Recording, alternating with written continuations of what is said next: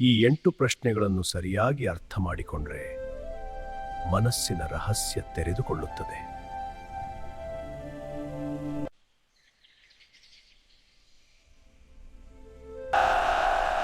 ವಿಜಯದ ಕ್ಷಣದ ನಂತರ ಅವರು ಹೊರಟರು. ಹೊರಗಿನ ಶಬ್ದ ನಿಧಾನವಾಗಿ ಮೌನವಾಗುತ್ತದೆ. ಇದು ಅರಿವಿನ ದಾರಿ.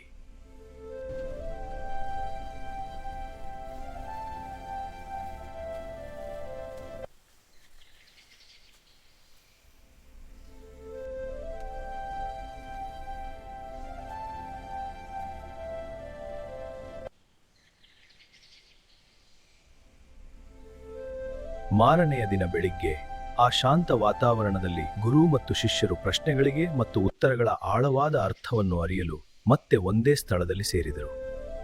ಎಲೆ ಆತ್ಮನೇ, ನೀವು ಹೇಳಿದ ಹಾಗೆ 3 ದಿನಗಳ ಕಾಲ ಮನಸ್ಸು ಮತ್ತು ಆನೆಯೊಂದಿಗೆ ಆಟವಾಡಿದೆ. ನನ್ನ ಮುಂದೆ ಅನೇಕ ಪ್ರಶ್ನೆಗಳಿವೆ, ದಯವಿಟ್ಟು ಉತ್ತರವನ್ನು ಕೊಡುವಿರಾ? ಸರಿ, ಹಾಗಾದರೆ ಗಮನವಿಟ್ಟು ಶಾಂತತೆಯಿಂದ ಮನಸ್ಸನ್ನು ಏಕಾಗ್ರತೆಗೊಳಿಸಿ ಸಮಾಧಾನದಿಂದ ಕೇಳು.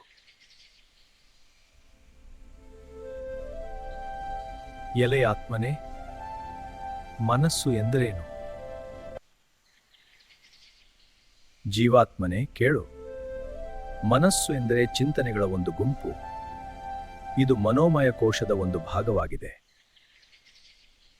ಮನೋಮಯ ಕೋಶದಲ್ಲಿ ಮನಸ್ಸು, ಬುದ್ಧಿ, ಅಹಂಕಾರ ಮತ್ತು ಚಿತ್ತ ಎಂಬ 4 ಭಾಗಗಳಿವೆ. ಆತ್ಮನೇ, ಜೀವಾತ್ಮ ಮತ್ತು ಮಾಯಾ ಮನಸ್ಸು ಎಂಬ ಆಧ್ಯಾತ್ಮಿಕ ಸಂಚಿಕೆಯಲ್ಲಿ ನೀವು ಮನಸ್ಸನ್ನು ಆನೆಗೆ ಹೋಲಿಸಿದ್ದೀರಿ, ಏಕೆ? ಆನೆಯು ಭಾರವಾದ ಪ್ರಾಣಿಗಳಲ್ಲಿ ಒಂದಾಗಿದೆ. ಹಾಗೆಯೇ ಮನಸ್ಸಿನಲ್ಲಿ ಚಿಂತನೆಗಳ ಭಾರವು ಅತಿ ಹೆಚ್ಚಾಗಿರುತ್ತದೆ. ಆದ್ದರಿಂದ ಆನೆಗೆ ಹೋಲಿಸಲಾಗಿದೆ. ಆತ್ಮನೇ, ನೀವು ಮನಸ್ಸನ್ನು ಅತ್ಯಂತ ಭಾರವಾದ ದೊಡ್ಡ ಆನೆಗೆ ಹೋಲಿಸಬಹುದಿತ್ತಲ್ವೇ? ಏಕೆ ಮಗುವಿನಂತಿರುವ ಸಣ್ಣ ಆನೆಗೆ ಹೋಲಿಸಿರುವಿರಿ?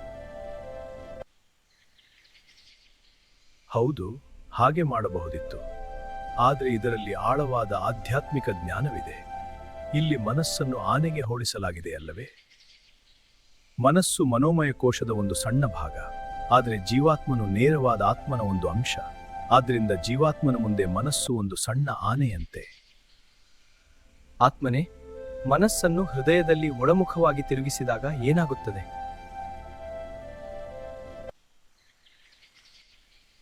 ಪ್ರಾಪಂಚಿಕ ವಿಷಯಗಳ ಪ್ರಭಾವ ಕಡಿಮೆಯಾಗಿ ಮನಸ್ಸು ಶಾಂತವಾಗುತ್ತದೆ.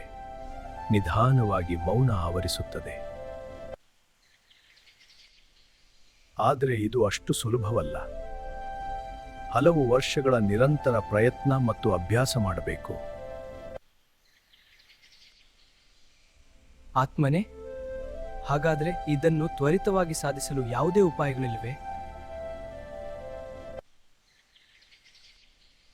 ಖಂಡಿತವಾಗಿ ಇದೆ. ಆದಿಶಂಕರಾಚಾರ್ಯರ ಅದ್ವೈತ ಸಿದ್ಧಾಂತದ ಅಂತರ್ಯುಕ್ತಿ ಮತ್ತು ಭಗವಾನ್ ಶ್ರೀ ರಮಣ ಮಹರ್ಷಿಗಳ ವಿಚಾರ ಮಾರ್ಗದ ಮೂಲಕ ಸಾಧಿಸಬಹುದು. ಆತ್ಮನೇ, ರಾಜೀವಾತ್ಮನು ಮೊದಲು ನದಿಯ ನೀರಿನಲ್ಲಿ ಆಟವಾಡಲು ಪ್ರಾರಂಭಿಸುತ್ತಾನೆ, ಏಕೆ? ಇದರ ಆಧ್ಯಾತ್ಮಿಕ ಒಳ ಮರ್ಮವೇನು? ಶಾಸ್ತ್ರಗಳಲ್ಲಿ ಮತ್ತು ಆಧ್ಯಾತ್ಮಿಕ ಪಥದಲ್ಲಿ ನೀರನ್ನು ಅಂದರೆ ಸಾಗರವನ್ನು ಸಂಸಾರಕ್ಕೆ ಹೋಲಿಸಲಾಗಿದೆ.